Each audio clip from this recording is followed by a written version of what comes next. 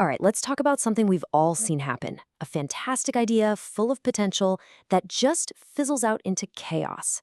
Today, we're going to dive into how to prevent that, how to take that brilliant idea and build a real success story. And honestly, it all boils down to one powerful tool. Let's get right into it.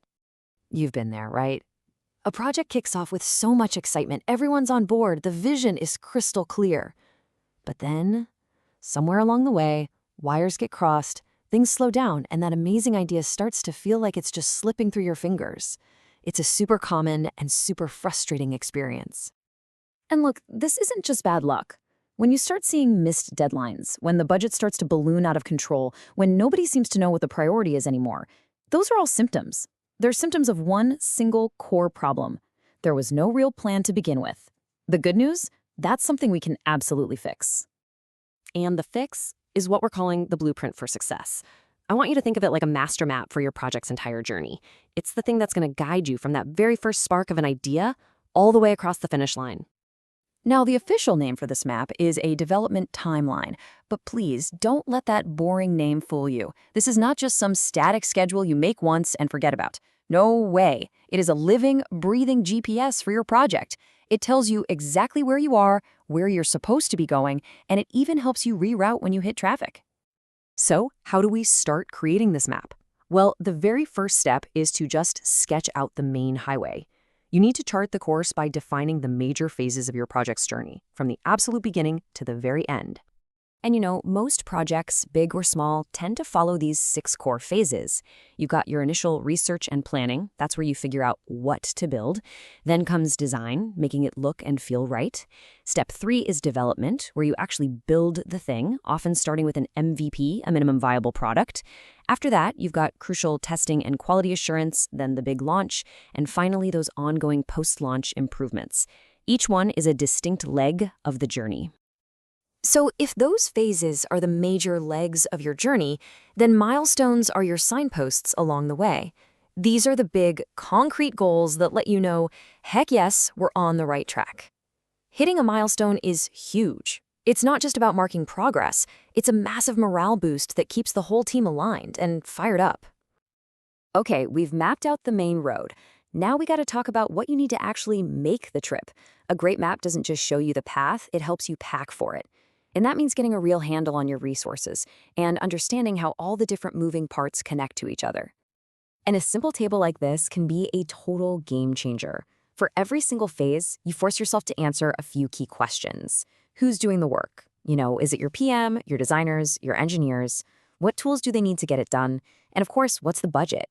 Figuring this out up front saves you from so many headaches down the road. It is also absolutely critical to remember that tasks don't exist in a vacuum. They're all linked together, like a chain. You have internal dependencies. The obvious stuff, right? The development team can't start coding until the design is finalized. But then you have the tricky ones, external dependencies.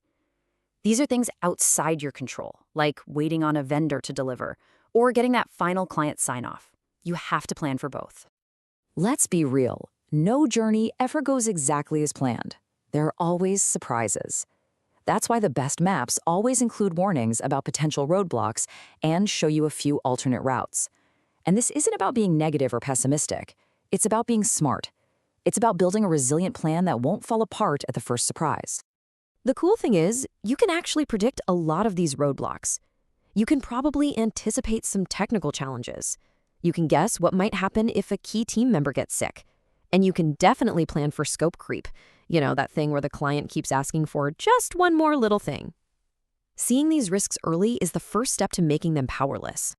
And for every risk you identify, you build a what-if plan, your mitigation strategy. This is your plan B. Maybe it's as simple as adding some buffer time into the schedule, or maybe it's having a backup vendor lined up, or creating a really clear process for handling those change requests. This is how you stay in the driver's seat, even when the road gets bumpy. So you've got this beautiful map, you've planned for detours, but it's totally useless if you just fold it up and stick it in the glove compartment. Once your journey starts, you need a compass, and you need regular check-ins to make sure you haven't wandered off the path. And this is where the rubber meets the road. Honestly, the specific tool you use, whether it's a Kanban board or a Gantt chart, doesn't matter nearly as much as just being consistent. The real magic is in the rhythm. Establish a regular check-in, say every week, to look at the map together. That's what keeps it from becoming a forgotten document and makes it your living, trusted guide. And through all of this, all the planning, the tracking, the meetings, there is one powerful question you have to keep coming back to. You have to constantly ask, is this plan we made still realistic? And is it still getting us closer to our main business goals?